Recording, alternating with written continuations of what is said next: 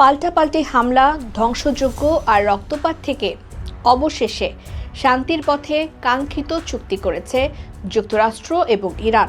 টানা ৬৭ দিনের অস্থায়ী যুদ্ধবিরতির পর চূড়ান্ত চুক্তির বিষয়টি নিশ্চিত করেছে যুক্তরাষ্ট্র, ইরান এবং যুদ্ধবন্ধে মধ্যস্থতাকারী দেশ পাকিস্তান।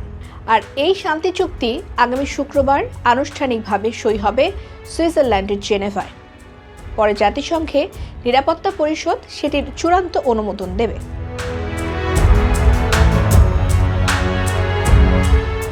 তেহরান এবং ওয়াশিংটনের চুক্তির বিষয়টি সোমবার ভোরে প্রাথমিকভাবে নিশ্চিত করেন পাকিস্তানের প্রধানমন্ত্রী শাহবাজ শরীফ।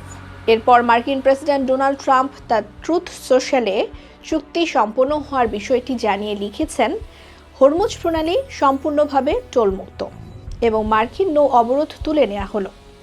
ইরানের সংবাদ মাধ্যম এবং সরকারের পক্ষ থেকে ইরানের উপপররাষ্ট্রমন্ত্রী কাজেম গরিবাবাদী চুক্তির তথ্য নিশ্চিত করেছেন।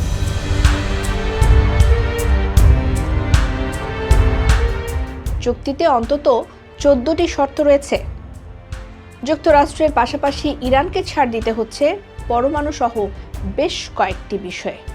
চুক্তি অনুযায়ী ইরানের অভ্যন্তরীণ বিষয়ে হস্তক্ষেপ করবে না যুক্তরাষ্ট্র।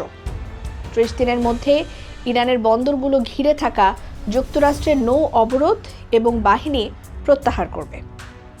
ইরানের ব্যবস্থাপনায় 30 দিনের মধ্যে হরমুজ প্রণালী আবার খুলে দেওয়া হবে। ইরানের অবরুদ্ধ হয়ে থাকা $24 বিলিয়ন সম্পদ ছেড়ে দেবে যুক্তরাষ্ট্র।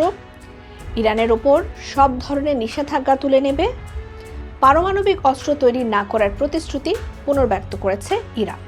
মধ্যপ্রাচ্যে সামরিক শক্তি বৃদ্ধি না করা এবং নতুন নিষেধাজ্ঞা না দেওয়ার প্রতিশ্রুতিও আছে যুক্তরাষ্ট্রের চুক্তিতে।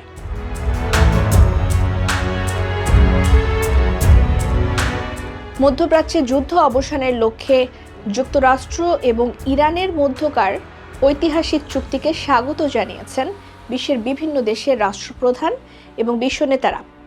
বহুল প্রতীক্ষিত এই চুক্তিকে বিশ্ব অর্থনীতি এবং বৈশ্বিক নিরাপত্তার জন্য একটি বড় পদক্ষেপ হিসেবে দেখছেন তারা।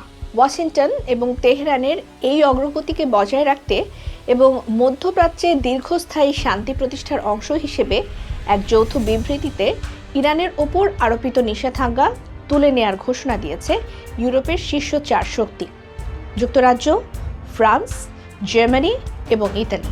কাতার, তুরস্ক, জাপান, নিউজিল্যান্ড সহ বিভিন্ন দেশ এই সমঝোতাকে ভূরাজনৈতিক স্থিতিশীলতার এক নতুন দিগন্ত বলে অভিহিত করেছে।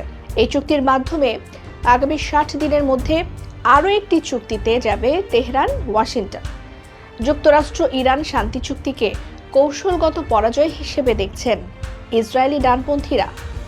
শেষ পর্যন্ত চুক্তিটি মধ্যপ্রাচ্যে কতটা শান্তি ফিরিয়ে আনে সেটি এখন দেখার বিষয়।